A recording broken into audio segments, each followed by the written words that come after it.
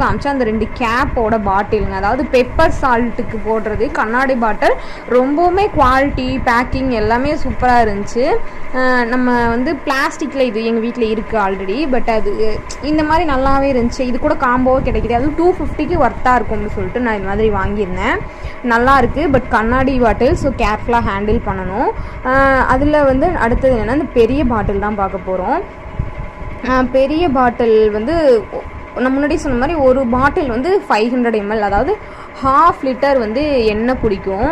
இதில் இந்த கேப் கொடுத்துருந்தாங்களே அது இந்த மாதிரி தாங்க, உள்ள லப்பர் டைப்பில் இருக்கும். இன்சர்ட் பண்ணி இந்த மாதிரி ஓப்பன் பண்ணி எண்ணெய் ஊற்றிட்டு நம்ம ரிட்டர்ன் வச்சுக்கலாம். இது வந்து கீழெல்லாம் எண்ணெய் சிந்தாமல் இருக்கும். நம்ம தனியாக இதுக்கு ஸ்பூன் போட்டோ இல்லை கரண்டி போட்டோ அந்த மாதிரி எடுத்து ஊற்ற தேவையில்லை. எண்ணெய் கீழே வடியாமல் இருக்கிறதுக்கு தான் இந்த மாதிரி பாட்டில்ஸ் வந்து இப்போ இருக்குது.